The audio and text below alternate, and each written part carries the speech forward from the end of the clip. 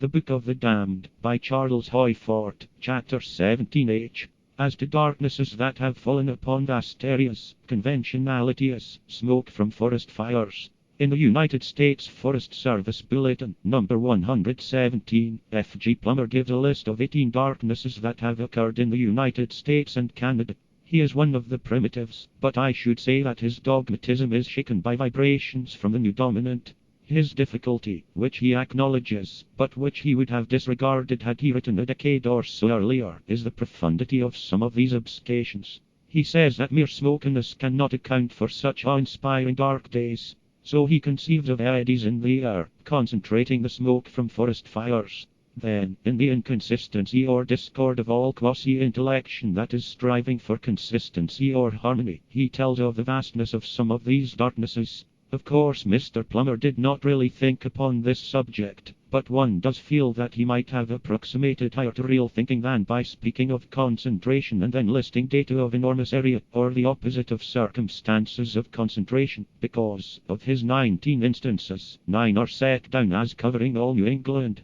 In quasi-existence, everything generates or is part of its own opposite. Every attempt at peace prepares the way for war. All attempts at justice result in injustice in some other respect.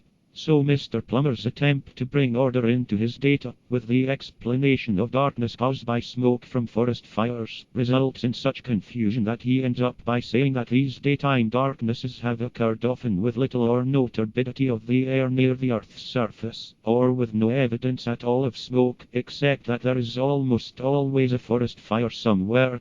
However, of the 18 instances, the only one that I bother to contest is the profound darkness in Canada and northern parts of the United States, November 19, 1819, which we have already considered.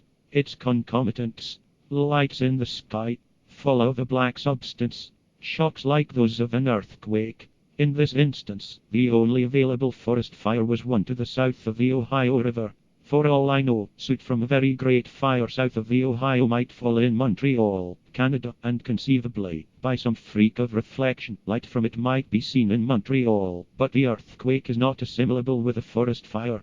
On the other hand, it will soon be our expression that profound darkness, fall of matter from the sky, lights in the sky, and earthquakes are phenomena of the near approach of other worlds to this world. It is such comprehensiveness, as contrasted with inclusion of the few factors and disregard for the rest, that we call higher approximation to realness, or universalness. A darkness of April 15, 1904, at Wimbledon, England. Simmons, Meteorological Magazine, Volume 39, page 69.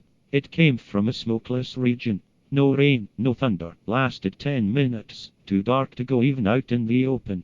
As to darknesses in Great Britain, one thinks of fogs, but in Nature, Volume 25, page 289, there are some observations by Major J. Herschel upon an obscuration in London, January 22, 1882, at 10:30 a.m., so great that he could hear persons upon the opposite side of the street, but could not see them. It was obvious that there was no fog to speak of.